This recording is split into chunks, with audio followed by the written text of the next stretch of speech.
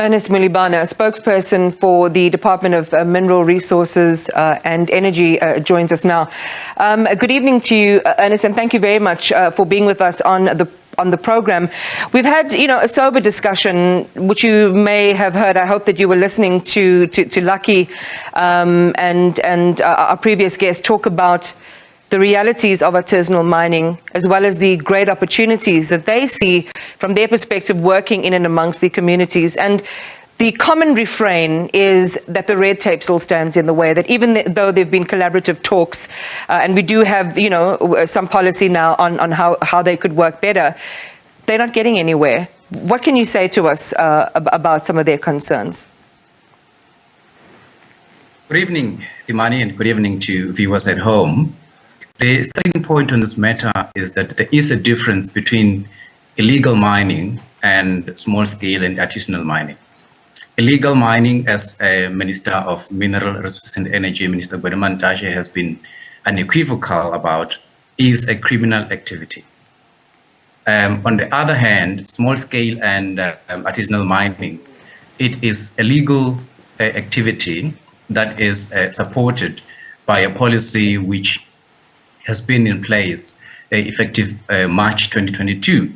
The policy is readily available on our website, and everybody who wishes to participate in that sector can download the policy and read for them the processes they need to follow to acquire a license in order to be able to participate in the small scale and artisanal mining.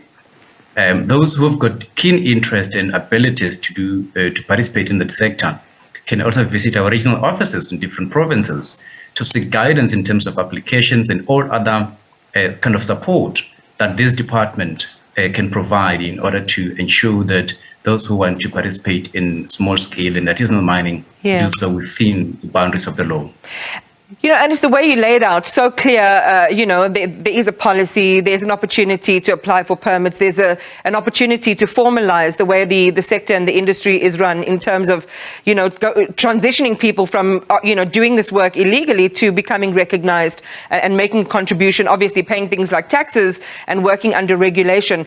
And when I listen to you speak, and when I listen to, community members speak, and those who are actually involved in artisanal mining, the picture seems quite distant. Why do you think there's so much distance, and also, as one of our guests just said, distrust between yourselves and those would-be miners and those who are already playing in that space? So, as you can imagine, the policy came into place in March last year.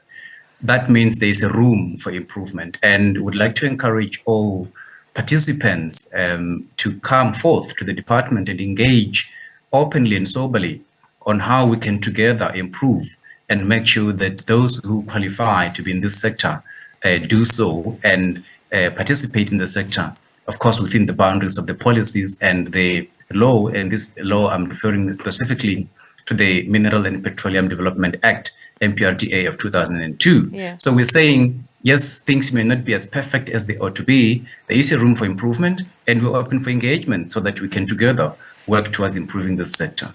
Again, in the public interest, it might be nice to maybe get the stakeholders again, and have that conversation so that we can all understand, where there are opportunities to find each other and where we can recover some lost ground really quickly to capacitate those communities to earn a living for themselves. Let's come to the big issue of the moment, and this is the tragic deaths of those miners underground, whose bodies, we understand at this hour, still have not been extricated. What's the latest on the extraction plan and the collaboration between our government and that of Lesotho?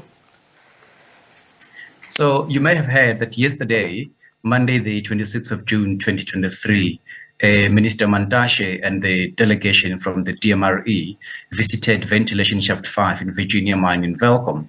And this is the area where at least 31 suspected illegal miners who are believed to be Lesotho nationals have tragically lost their lives. We visited the area yesterday to ascertain, the realities on the ground and bring together different stakeholders, which include the mine rescue services, Harmony, ourselves, and the government of the Kingdom of Lesotho, so that we can together work on a possible and rather humanly possible solution to try and recover the bodies which are currently still underground. All right. So what is an update on that? We understand you went. We understand that there were concerns about high levels of methane in the area, so that would have prohibited any kind of recovery mission. What's the status today? What can those families be prepared, be expecting in terms of the return of their bodies? All stakeholders are working on a recovery plan, which include various options. Of course, once those options have been concretized, they will be communicated. As things stand, the shaft is still very dangerous for any human being to descend to the bottom of the shaft. So the methane levels are still very high. Therefore, it is not possible at this particular moment to try and get any human being at the bottom of that shaft to start with the recovery operation. How would you characterize tonight the relationship between our two governments, South Africa and Lesotho, given the comments that the Lesotho mining minister made just now, which we broadcast to our viewers, just in terms of, having a dialogue with South Africa about some of the outstanding issues related to the mining question, but also to the outstanding monies that are still in South Africa.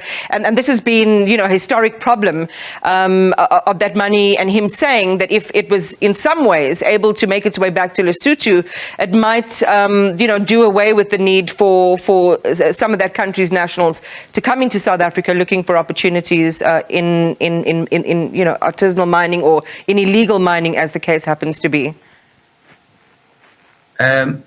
We can characterize the relationship between South Africa and the Kingdom of Lesotho as cordial. Our minister is quite vocal about this, saying that the government of South Africa and the government of Lesotho are in constant engagement about the solution towards the tragedy that we have in Welkom, over and above that, but to try and curb the issue of illegal mining in general that occurs in our land. So the engagements are ongoing and they are cordial, but in terms of giving a direct response to what the minister from Lesotho has said, I'm not in a position to make any reaction to that.